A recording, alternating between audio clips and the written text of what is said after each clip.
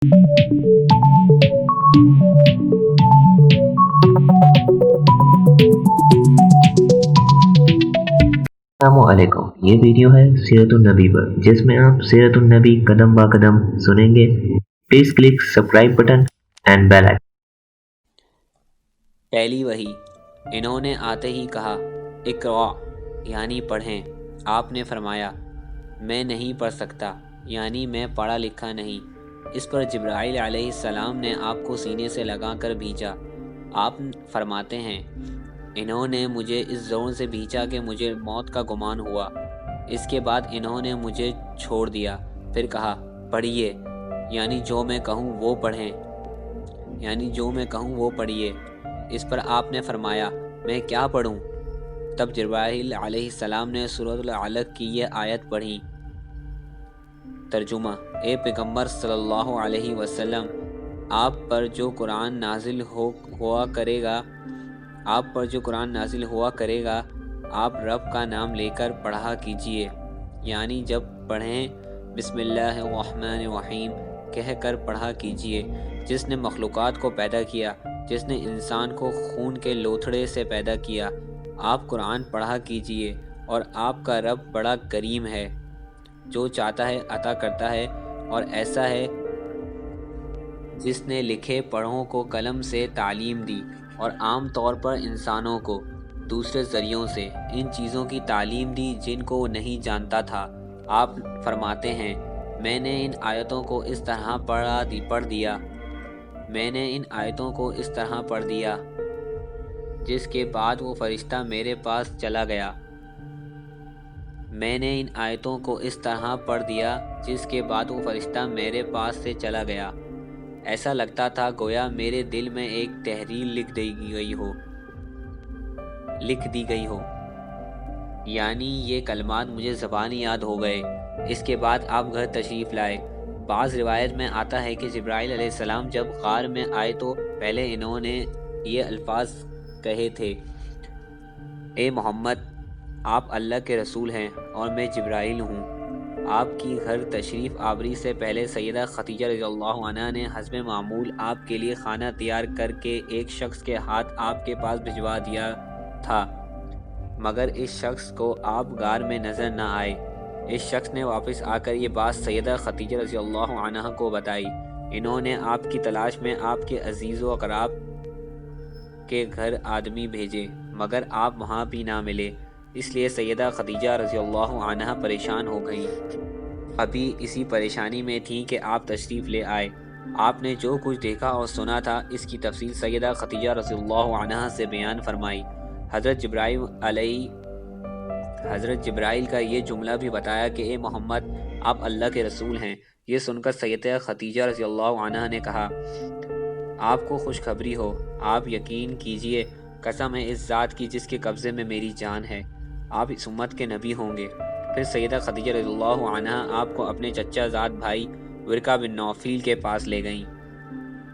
गार वाला सारा वाक़या इन्हें सुनाया। वर्का बिन नौफल पुरानी किताबों के आलिम थे। सारी बात सुनकर वो पुकार उठे, कुद्दूस कुद्दूस, कसम है इस ज़ात की जिसके कब्ज़े में मेरी जान है। खदीजा, अगर तुम सच कह रही हो तो इसमें शक नहीं, इनके पास वही नामूसे अकबर यानी जिब्राइल आए थे जो मूसा अलैहिस्सलाम के पास आया करते थे। मोहम्मद इस उम्मत के नबी हैं, ये इस बात पर यकीन कर लें। कुद्दूस का मतलब है वो ज़ात जो हर ऐब से पाक हो। ये लफ्ज़ ताज्जुब के वक्त बोला जाता है, जैसे हम कह देते हैं अल्लाह अल्लाह। वर्का बिन नौफल को जिब्राइल का नाम सुनकर हैरत इसलिए हुई थी कि अरब के दूसरे शहरों में लोगों ने ये नाम सुना भी नहीं था। ये भी कहा जाता है कि वर्का बिन नौफल ने आपके सर को बौंसा दिया था और फिर कहा था, काश मैं इस वक्त तक ज़िंदा रहता जब आप लोगों को अल्लाह ताला की तरफ दावत देंगे। मैं आपकी मदद करता, इस अजीम काम में बढ़ चढ़कर हिस्सा लेता।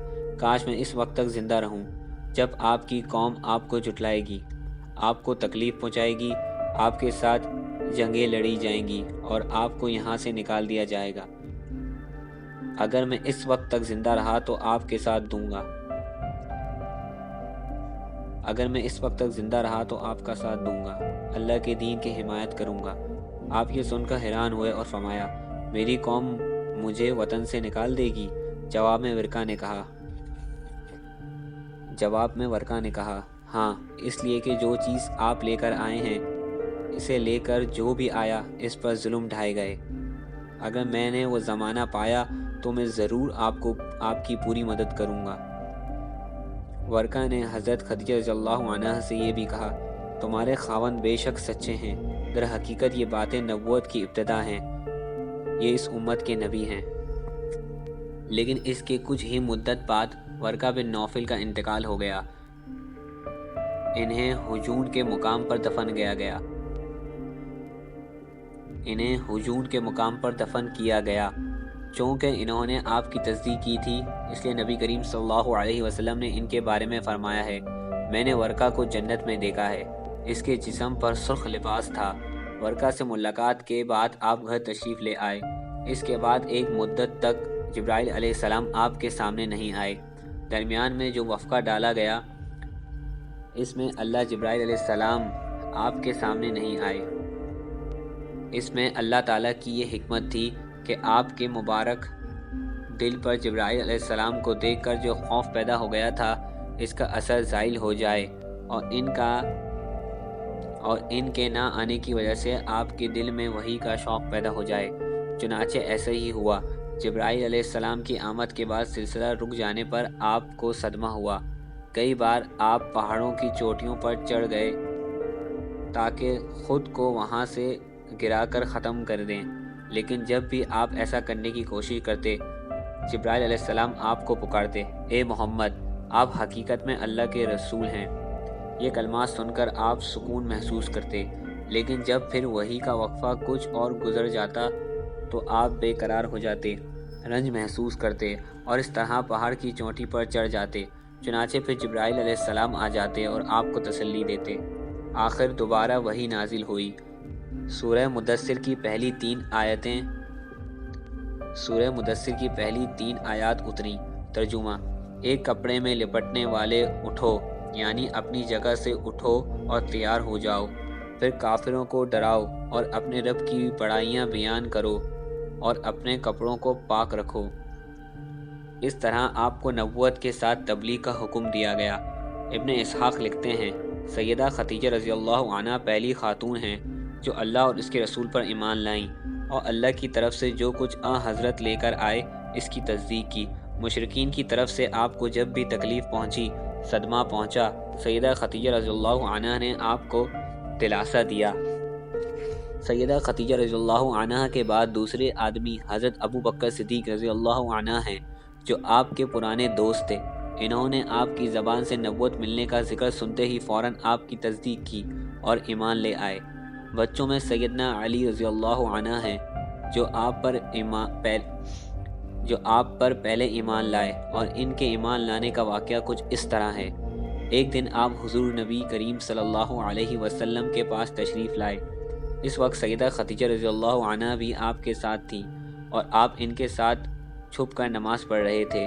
انہوں نے یہ نئی بات دیکھ کر پوچھا، یہ آپ کیا کر رہے ہیں؟ نبی کریم صلی اللہ علیہ وسلم نے ارشاد فرمایا، یہ وہ دین ہے جس کو اللہ تعالیٰ نے اپنے لیے پسند کیا ہے اور اس کے لیے اللہ تعالیٰ نے اپنے پیغمبر بھیجے ہیں۔ میں تمہیں بھی اس اللہ کی طرف بلاتا ہوں جو تنہا ہے، جس کا کوئی شریک نہیں۔ میں تمہیں اس اللہ کی طرف بلاتا ہوں، لات اور عزا کی عبادت سے روکتا ہوں۔ حضرت علی نے یہ سن کر عرض کیا، یہ ایک نئی بات ہے، اس کے بارے میں نے آج سے پہلے کبھی نہیں سنا، اس لیے میں اپنے بارے میں ابھی کچھ نہیں کہہ سکتا، میں اپنے والد سے مشورہ کر لوں۔ ان کا جواب سن کر آپ نے ارشاد فرمایا، علی، اگر تم مسلمان نہیں ہوتے تو بھی اس بات کو چھپائے رکھنا۔ انہوں نے وعدہ کیا اور اس کا ذکر کسی سے نہ کیا۔ رات بھر سوچتے رہے، آخر اللہ تعالیٰ نے انہیں ہدایت عطا فرمائی۔ سویرے آپ کی خدمت میں حاضر ہوئے اور مسلمان ہو گئے۔ علماء نے لکھا ہے، اس وقت حضرت علی کی عمر 8 سال کے قریب تھی۔ اس سے پہلے بھی انہوں نے کبھی بتوں کی عبادت نہیں کی تھی۔ وہ بچپن ہی سے نبی کریم صلی اللہ علیہ وسلم کے ساتھ رہے تھے۔ وہ بچپن ہی سے نبی کریم صلی اللہ علیہ وسلم کے ساتھ رہتے تھے۔ امید ہے کہ یہ ویڈیو آپ کو اچھی لگی ہوگی، پھر ملیں گے اس کے اگلے حصے میں، جب تک کے لیے اللہ حافظ۔